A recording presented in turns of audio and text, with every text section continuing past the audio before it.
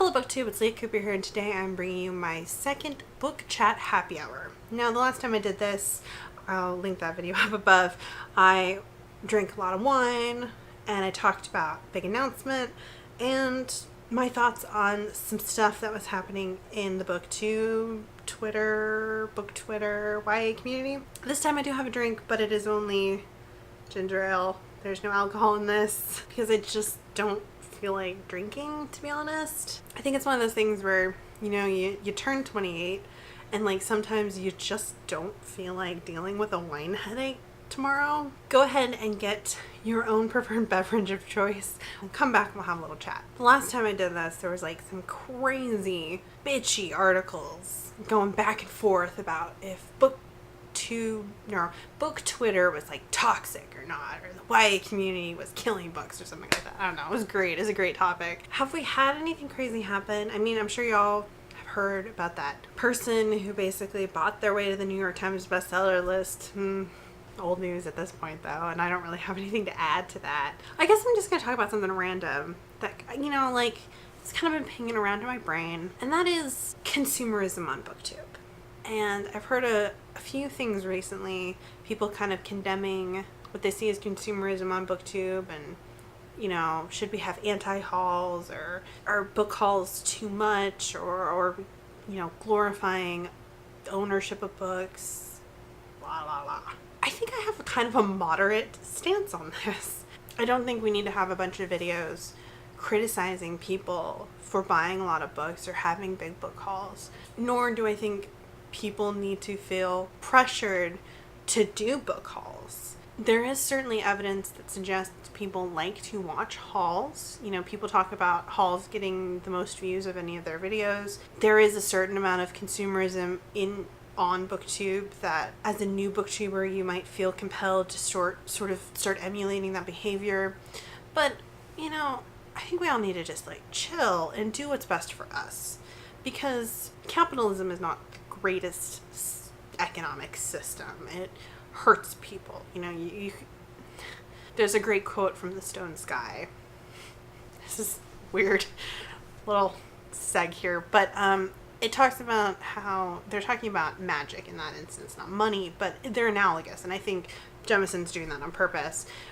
Many must suffer so that a few can live in luxury. That's the crux of the quote, and that's true in a capitalist system. And it's not great. And, would I love to be part of a different system? Sure. But, we're stuck in the system we are. And we all love books. We all love reading books. Books are written by authors. Authors are people part of a system. Authors need to get paid so that they can continue to live in this system that we have. And so I think it's bad to say people shouldn't buy so many books, because what you're saying is people shouldn't be buying books, authors shouldn't be getting paid. What? You have to work within the system that you have. So, my thoughts are kind of, if you can afford to buy books, if you can afford to buy new books, and you want to buy new books, and you want to buy a lot of new books, go ahead. I mean, not only is it your money, and no one should be criticizing you for what you do with your money, unless you're harming people with it, actively harming people with it, then people are going to criticize you, and you're fair game at that point, right? But also just in a books community sense, in which I am including authors as part of that community, because they are the creators of the item, the art being consumed by the consumers in that system. And I would like to see authors continue to make enough money to pay their bills and feed themselves, etc. If you have the means and the desire to, buy 20 new books or to buy new hardcovers, go ahead. You are supporting authors being able to create more books. And then conversely, if you can't afford to buy new books, that's fine. That's why used books exist. That's why, there's nothing wrong with supporting your local used bookseller, because they're someone who's probably passionate about books, etc. They are also part of this bigger, wider book community. And libraries are genuinely great, because and I highly recommend people use libraries. especially if you can't afford books. I can't afford to buy new books. I just can't. My library is a great resource. Using my library, being a patron at my library is, my tax dollars go towards that. So I might as well use the service, right?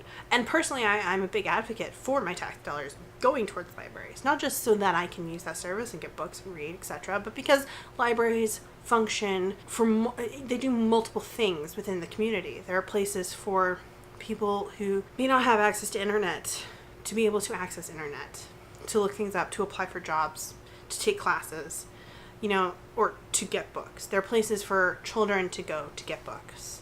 There are, people who are in even more dire economic circumstances to have access to books or the internet or information or community classes, and it's great. And I think they provide such a vital, useful, productive part of the community. And my using my library continues to show interest that, yes, this is a vital place that needs to continue to exist, that I want to invest in.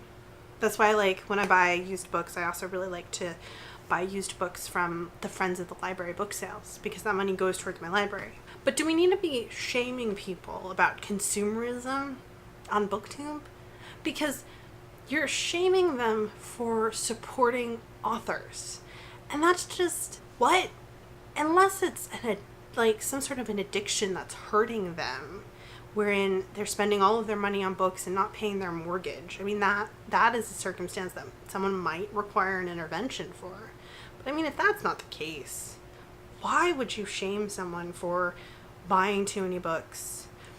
Or why would you shame people for buying books that they don't know anything about? How do you find out about books that you want to recommend to people or authors that you want to recommend to people without first buying them? We can't all expect for publishers to be sending out ARCs of every book. Sometimes you have to roll the dice and just try a book that you may or may not know a lot about. So is consumerism rampant and out of control on BookTube? Maybe by some arbitrary benchmark it is. I don't see the harm per se in that. Because what do book hauls functionally do? They are a way for someone to show an audience the books that are coming out, that have come out, that they found that they want to read, that the people watching might also be interested in reading. And I don't know what the problem with that is. However, I really, really hate it when people sell ARCs. That goes for individuals. We've got the BEA ARC selling scandals where people were going to BEA, getting ARCs, and then auctioning them off at eBay. We've got that. But we also have Amazon sellers who sell ARCs. We've got used bookstores that sell ARCs. That drives me crazy because the author was never paid for that. And ARCs are specifically printed with not for resale, because they are not for resale. They're a piece of promotional material that's given out to the specific person that they're sent out to on the PR lists, right? And if you want to share an ARC with a friend, they're going to review it too. Yeah, okay, I can understand that. But when you start profiting off of that book, when the book was never initially paid for, the author was never paid for that, and you are now profiting off of it, that grinds my gears. Because it's not the same as a used book. Resell your used books, because ultimately, at some point, the author was paid for that book initially. But it's not the same with ARCs. You're profiting at the author's loss. And that does upset me. I hope this was somewhat coherent and not too rambly. There's a happy balance, I think, between consumerism and whatever the opposite of that is when it comes to books and BookTube. But, as someone who loves authors, someone who is an author, and does that for my main job, it's sort of disheartening when people start talking about, you shouldn't be buying so many books. And it's well, if they want those books, if they want to read those books, if they want to support those authors, then let me know if you have any thoughts on anything I've said in the comments down below. We can discuss. And if you have any questions for me about any sort of topic, or a topic that you'd like to see me maybe ramble on about in my next book chat, leave it down below. And see you guys in my next video. Bye.